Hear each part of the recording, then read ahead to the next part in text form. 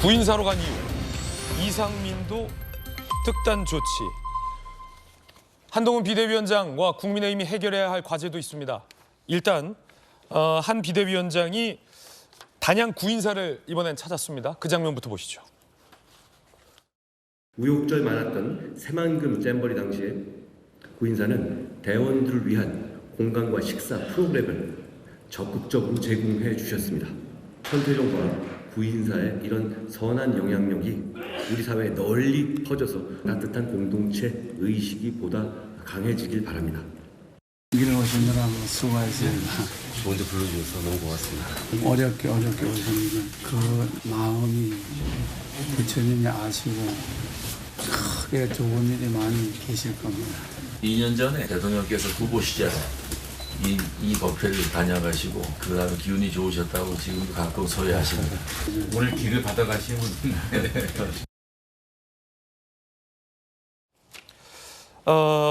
구인사는 이 윤석열 대통령도 3번 방문한 곳으로 한동훈 비대위원장도 이번에 찾았습니다. 그런가 하면 이 여당의 중진 회의에서 쓴소리가 나왔다고 합니다. 얼마 전 한동훈 비대위원장이 영입한 김경률 비대위원이 쓴소리를 한 바 있습니다. 6글자. 그 6글자가 여당 중진 회의에서도 나왔다고 합니다.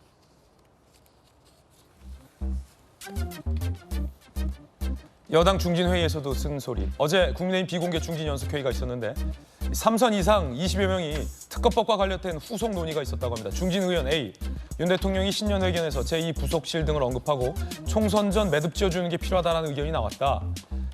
의원 B, 참석자들은 김건희 리스크 이제 피해갈 수 없을 것이다. 굉장히 크고 절박한 문제다라고 공감했다는 얘기, 쓴소리가 나왔습니다. 그리고 한동훈 비대위원장이 최근 영입한 민주당의 이상민 전 의원, 지금은 국민의힘의 의원입니다. 오랜 벗을 만난 느낌이다 라고 이상민 의원이 한 비대위원장과의 만남 후기를 밝혔는데 그 이상민 의원도 이렇게 쓴소리를 했습니다.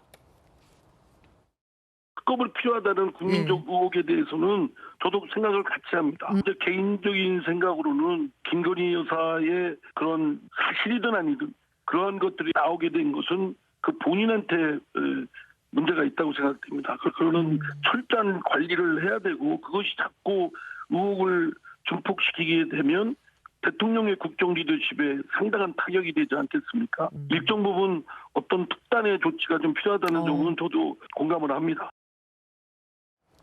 이상민 의원의 탈당을 두고 민주당 내부에서는 정치적인 배신이다.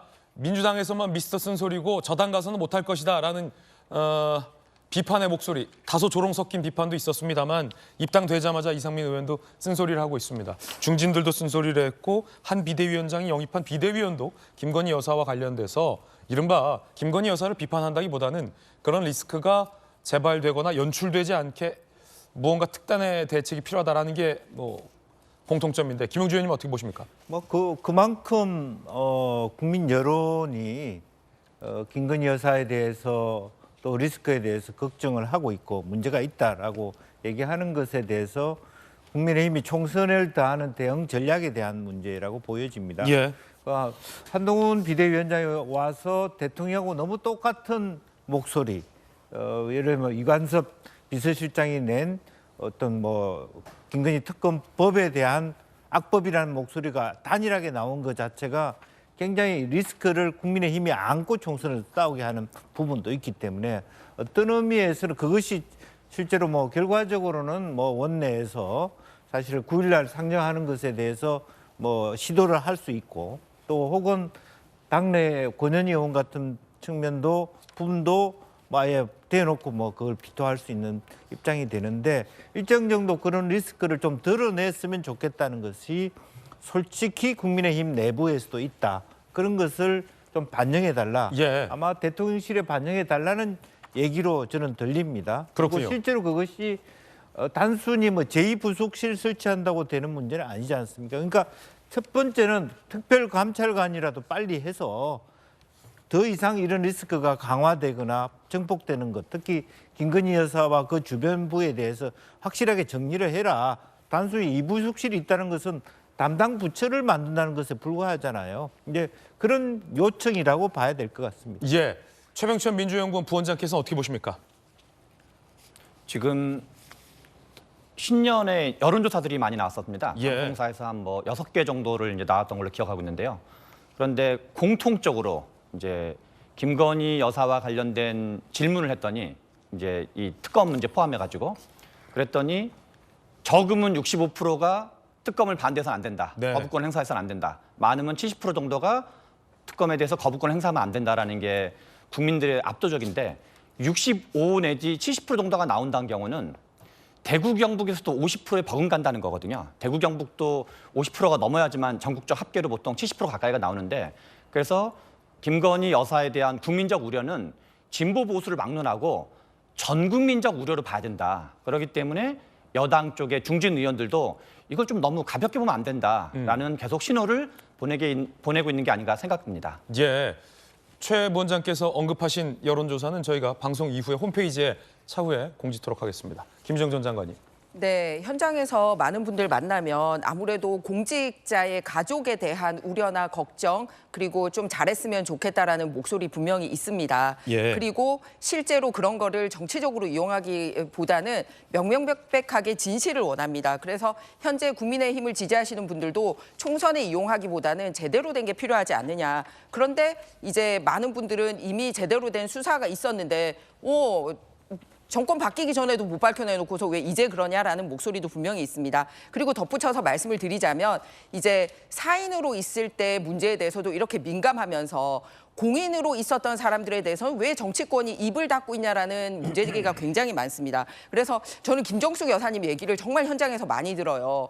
그러니까 여사님 중에서 48회나 해외를 나갔고 심지어는 단독으로 전용기까지 띄우고 그리고 막 우회 노선을 해서까지 좀 애매한 일정을 잡는다라든지 원전 세일즈 하러 가겠다고 하면서 체코 대통령 없을 때 체코를 방문했다라든지 또 문화체육부 장관을 요구를 했는데 김종숙 여사가 굳이 가서 15배나 되는 돈을 국비 손실을 했다라든지 이런 거에 대해서는 사실상 국정농단에 가까운데 이 얘기는 왜 한 번도 안 하냐. 그러니까 가족에 대한 얘기를 하려면 오히려 현직에 있었을 때 문제가 됐던 김종숙 여사에 대한 얘기도 같이 했으면 좋겠다라고 얘기하고요. 심지어는 시장 부인이었던 김혜경 그러니까 지금 대표님의 부인 같은 경우는 법카 사용에 대해서도 또 문제 제기를 많이 하는데 제가 들은 얘기는요. 이게 무슨 법카냐. 대한민국이 행정이 법인이냐. 혈카 아니냐. 그런데 왜 그런 거에 대해서는 얘기 안 하고 4인일 때 있었던 일만 얘기하냐. 그러니까 가족에 대한 얘기를 하려면